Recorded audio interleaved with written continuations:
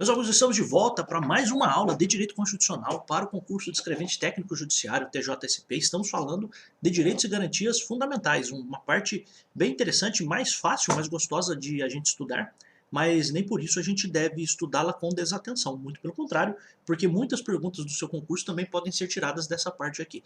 Estamos no artigo 5º, estamos no inciso 10º, tá? Ó, já vou falar já da minha turma de exercícios, R$ 10 por mês. Se você quiser entrar, você entra, você participa, receberá questões sextas-feiras e receberá no domingo o gabarito das questões e um vídeo meu exclusivo só para vocês que estão nas turmas sobre aquilo que foi feito. Então, uma gravação é um vídeo sobre as respostas relacionadas às questões, tá? Então ali nos vídeos eu faço comentários, faço algumas outras observações que eu acho importantes, porque também acho que é uma forma muito relevante de você revisar o conteúdo.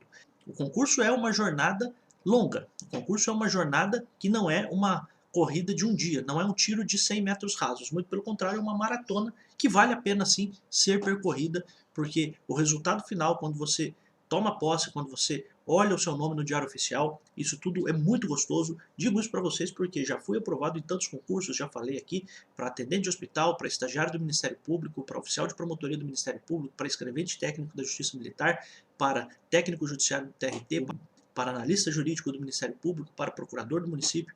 Então é lógico que é muito gostoso você ver o seu nome na lista de aprovados. Aquilo que eu faço na turma de exercícios é aquilo que eu faria se estivesse estudando sozinho, certamente. Por isso que eu acho muito relevante, muito importante que você realmente consiga estudar fazendo dessa forma, fazendo a revisão dessa forma que eu coloco nas turmas de exercício. Então se você quiser entrar é R$ 10 para cada um dos meses. Se você quiser um mês avulso, você manda uma mensagem e diz assim, ó, eu quero só abril, quero só maio, quero só junho, não tem problema. Se quiser tudo, você paga R$ 10 para cada um desses meses, então seriam agora R$ 40 e depois R$ 10 em cada um dos outros meses. É claro, estou falando R$ 40 agora porque estou em julho. Se você estiver em agosto e quiser tudo, você vai pagar R$ 50 e depois R$ 10. E assim por diante, tá bom? Então, tem o meu número de celular aqui embaixo, você me manda uma mensagem que eu te passo por lá todas as instruções. Vamos voltar aqui então para a questão relacionada ao artigo 5º da Constituição. Ó, a casa é asilo inviolável. Asilo aqui no sentido de habitação protegida, tá? Habitação protegida. A casa é asilo inviolável do indivíduo. Então essa é a primeira informação. A casa é asilo inviolável. Inviolável você já sabe o que é. Não pode ser descartada, deixada de lado, menosprezada. Então é como se eu dissesse assim, não é possível que você despreze um fato. Qual é esse fato? De que a casa é o local de proteção das pessoas. Aí tem algumas outras informações. Ó, ninguém, e ninguém, sabe o que significa ninguém? Ninguém é ninguém mesmo, tá? Então, ninguém podendo nela entrar, penetrar aqui é no sentido de entrar, tá? Sem o consentimento do morador. Então, olha só. Então, a primeira ideia é, ninguém pode entrar na sua casa, que é o seu asilo inviolável, sem o consentimento. Consentimento o que é? Concordância, tá? Autorização do morador. Então a casa é asilo inviolável do indivíduo, ninguém nela podendo entrar sem o consentimento do morador. E agora a gente vai para o salvo. Então salvo, o que significa o salvo? São as hipóteses em que se poderá entrar mesmo sem a concordância do morador. Então veja só, a Constituição traz aqui para você a ideia de que, em regra, qual é a regra? Que ninguém pode entrar sem o consentimento do morador na casa. Perfeito. Salvo, então a própria Constituição agora dá as hipóteses em que é possível entrar mesmo sem a concordância do morador. A primeira hipótese está aqui. Em caso de... A primeira hipótese são 3 hipóteses, né? Mas, olha só. Em caso de flagrante delito, então, quando está acontecendo um crime dentro da casa, é claro, a polícia pode entrar lá, não tem nenhum problema, tá? Então, quando está acontecendo um crime dentro da casa. Além disso, no caso de desastre, então aqui a gente está falando de um evento da natureza, tá? Então, por exemplo, uma enchente, um furacão, é claro, você não vai precisar esperar amanhecer para entrar na casa para resgatar essa pessoa. Então, flagrante delito, desastre ou para prestar socorro. Aqui, prestar socorro poderia ser, por exemplo, no caso de incêndio, tá? A título de exemplo, tá? Então, tem tantos outros exemplos. Exemplo, no caso de incêndio. Tá? Então, seriam hipóteses em que você pode entrar sem a concordância do morador. Só que aí tem uma observação. A entrada pode ser a qualquer hora do dia. O que significa? Por que eu estou dizendo isso? Porque você vai olhar na segunda parte do inciso, que diz assim, ó, durante o dia, por determinação judicial. Então, durante o dia é possível entrar com ordem judicial na casa de alguém, certo? Então, qual é a grande questão? Quando está acontecendo um crime dentro da casa, a polícia ou até outras pessoas podem entrar lá para fazer terminar aquele crime, para evitar o crime, se for o caso, para evitar maiores consequências do crime. As pessoas podem entrar lá independente do horário. Se está acontecendo um desastre, a mesma coisa. Se está acontecendo uma necessidade de prestação de socorro, a mesma coisa. Porque, veja só, basta a gente ter um raciocínio bobo, né? Determinação judicial. Pensa o seguinte, pô, o processo demora, não demora? O processo é um negócio demorado, você vai trabalhar com o processo, você vai ver que as coisas não são assim tão rápidas. É claro que para cumprir uma ordem judicial, é claro que dá para esperar. Por quê? Porque, veja, o processo nunca vai ser feita uma determinação judicial em 2 minutos. Aquilo vai passar pelos advogados, vai passar pelo Ministério Público, se for o caso, vai passar pelos escreventes, vai passar pela elaboração do mandado, vai passar pela elaboração de uma comunicação ao oficial de justiça, para que o oficial de justiça escolha o dia para ir lá. Então não é um negócio assim tão rápido. Então, para que haja a entrada na casa de alguém por determinação judicial, já que pode esperar, já que a determinação judicial é um negócio que não é feita assim rápida, aquilo pode esperar. Então isso pode ser feito durante o dia apenas. Então durante o dia é durante o dia. Professor, é até 6 horas, até 6 e 5, até durante o dia. Enquanto houver luz do dia, não vai perguntar para você de que horas a que horas é o dia. Apenas entenda, durante o dia por determinação judicial. Então a ideia, eu acho que o parágrafo, o inciso aqui poderia ser escrito de um outro jeito. Ele poderia dizer assim, ó, durante o dia só por determinação judicial. E em todos os outros casos, que são flagrante delito, desastre ou prestar socorro, em qualquer tempo. Poderia estar assim na Constituição, que ajudaria, porque isso aqui já caiu muitas vezes em concurso, muitas e muitas vezes. Então dá uma situação para você, começa a descrever, aí diz o seguinte, olha, e a polícia vai cumprir um mandado, e por vezes vai aparecer assim na sua questão, tá? Cumprir um mandado de busca, por exemplo, e apreensão. Isso é uma determinação judicial. Então isso só pode ser feito durante o dia, tá? Por exemplo. Agora, a polícia sabe que lá dentro de uma casa está acontecendo tráfico de drogas. Se ela sabe, se ela tem provas, se ela viu, por exemplo, chegarem pessoas lá, movimentação típica de tráfico de drogas, entrarem, depois saírem, entrarem, saírem, comercialização de drogas, alguma coisa nesse sentido, se a polícia viu isso, é claro que a polícia pode entrar naquela residência com educação, é o que se espera, né? Mas não é o que acontece, mas em tese teria que ser com educação, pelo menos, mas entrar lá e fazer a prisão que for necessária. Em qualquer momento, pode ser à noite, pode ser... Então veja só, às vezes você vê as pessoas falando assim, entraram na minha casa sem mandado, não podiam entrar. Peraí, a questão importante é a seguinte, estava acontecendo um crime dentro da casa?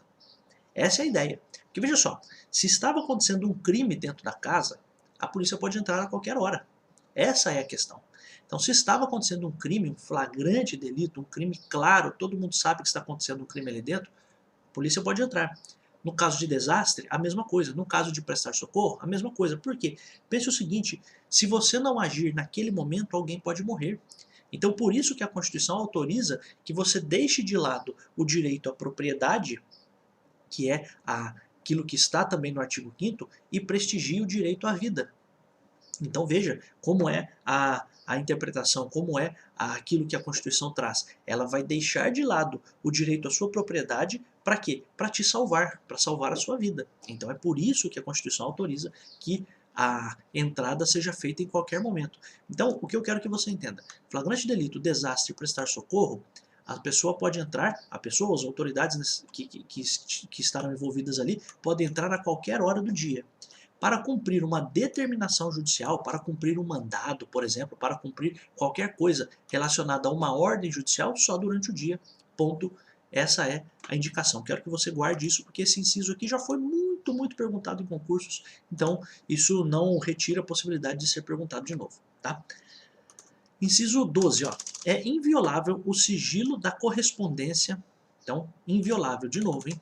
Não pode ser violado, não pode ser violentado, não pode ser quebrado. O quê? O sigilo da correspondência e das comunicações telegráficas, de dados e das comunicações telefônicas. Então, olha só, o que é inviolável? Vamos colocar... Quando você quebra o inciso assim, ou os artigos assim, fica mais fácil talvez para você entender, né? Então é inviolável o sigilo da correspondência, das comunicações telegráficas, dos dados e das comunicações telefônicas. Então essa é a primeira informação. Então o que é inviolável? Sigilo de correspondência, sigilo das comunicações telegráficas e das comunicações de dados e comunicações telefônicas. Então o que significa?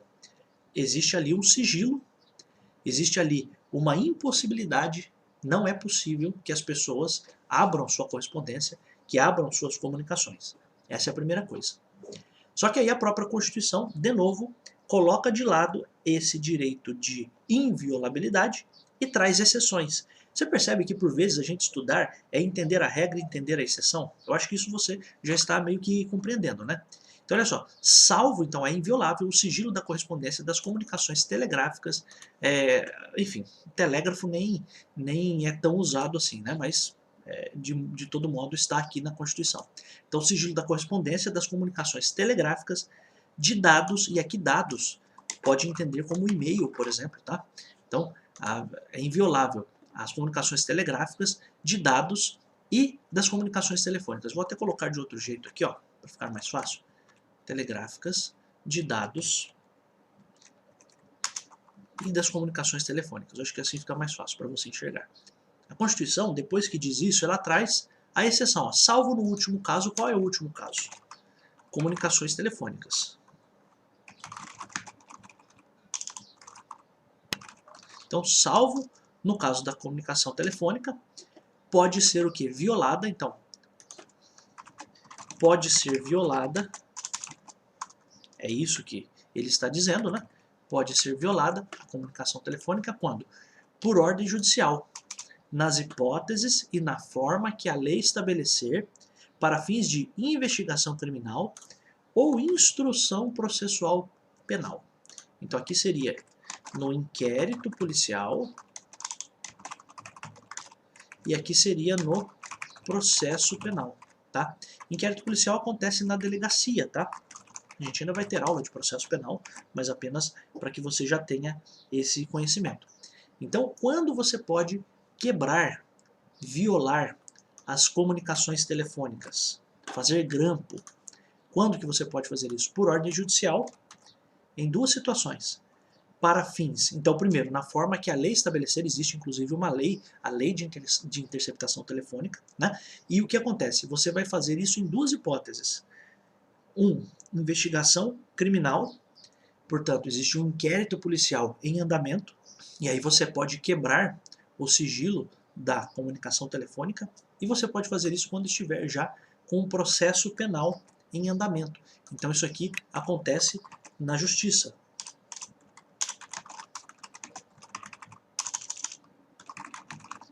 Então veja só, o que eu quero que você entenda, e aí é uma questão que eu já vou vincular lá com o processo penal, mas não de modo muito profundo, de modo muito simples. Mesmo numa investigação criminal que é conduzida pela delegacia de polícia, só vai se poder quebrar a comunicação telefônica, o sigilo da comunicação telefônica, com ordem judicial. Eu já vi questão de concurso assim. A quebra do sigilo telefônico, quando for no caso de investigação criminal, será determinada pelo delegado. Porque você pensa, na investigação criminal é um inquérito policial e é conduzido pelo delegado. Mas não. A quebra do sigilo sempre por ordem judicial. Mesmo que seja no caso de investigação criminal, mesmo que seja no caso de inquérito policial. Essa é uma informação importante, porque já vi pergunta de concurso assim. Então veja só, você vai quebrar o sigilo da comunicação telefônica por ordem judicial. Quando? Em duas situações. Investigação criminal, e aí investigação criminal entenda no inquérito policial. Vou até fazer essa separação aqui, ó.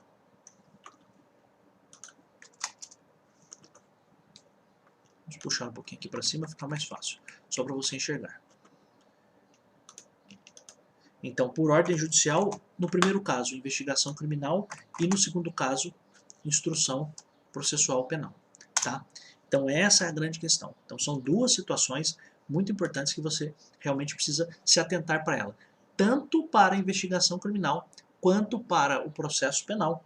A quebra só pode ser feita por autorização judicial. Tá? Então, essa é a ideia. Só para a gente terminar aqui, a gente vai depois passar para tantos outros vídeos. Inciso 13. É livre o exercício de qualquer trabalho, ofício ou profissão, atendidas as qualificações profissionais que a lei estabelecer. O que significa? Todas as profissões são livres. Ponto. É tão simples quanto isso. Se houver lei que regulamente a profissão, esta lei deve ser cumprida. Então, por exemplo, a pessoa quer ser advogado. O que ela tem que fazer? Ela é livre para exercer a advocacia. Mas existe uma lei que diz que a pessoa tem que passar na prova da OAB. Então, para você ser advogado, você tem que passar na prova da OAB. Tão simples quanto isso. Ah, eu acho que tinha que ter para as outras profissões, tal. Para com isso e vai estudar. Para de ficar com esse pensamento agora e vai estudar.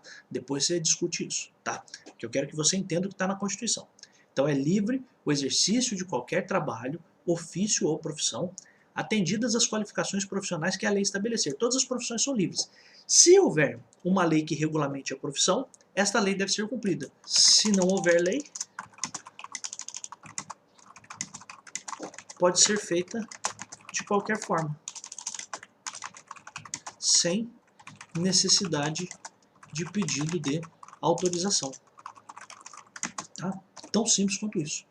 Então, se tiver uma lei que diga que você, para ser médico, tem que ter feito a faculdade de medicina, é claro que você vai ter que fazer a faculdade de medicina. Mas se não houver nenhuma lei que diga que para você trabalhar você precise cumprir algum pré-requisito, você trabalha normalmente, sem maiores problemas. Tá? Então, inciso 13 é isso. Tá? Outra coisa, só para a gente finalizar aqui, ó, inciso 14. É assegurado a todos o acesso à informação e resguardado o sigilo da fonte quando necessário ao exercício profissional. Então, todo mundo tem direito à informação. Isso significa que o jornalista, isso aqui se aplica muito ao jornalista, né? Então, exemplo, o jornalista pode dar a notícia e se proteger quanto a dizer quem lhe passou aquela informação. Isso é a fonte, tá? A fonte da informação. Então, resguardado o sigilo da fonte, aqui sigilo da fonte é uma expressão que, se você não tem conhecimento, é isso, a fonte da informação. Então, de onde surgiu a informação, tá? Essa é a ideia. Então, é assegurado a todos o acesso à informação, perfeito, e resguardado o sigilo da fonte, quando necessário ao exercício profissional. Vamos agora para o inciso 15, que diz o seguinte, ó, é livre a locomoção no território nacional em tempo de paz. Então, a primeira coisa, por quê? Porque em tempo de guerra vai ser de outro jeito, né? Então, em tempo de paz é livre a locomoção. Aqui é de onde se extrai aquilo que você já ouviu várias vezes, né? O meu direito de ir e vir, né? Podendo qualquer pessoa, nos termos da lei, nele entrar, nele onde? No território, tá? No território nacional. Entrar, permanecer ou dele sair com seus bens. Olha que coisa. Então você pode entrar, você pode permanecer, você pode sair do país com seus bens. Em tempos de paz, você é livre. Aí, é claro, aqui está o direito de ir, vir, ficar, permanecer. Tá? Então não é só direito de ir e vir, é direito de ir, vir, de ficar e de permanecer. O tempo que for necessário. Você é livre para isso em tempos de paz. Tá?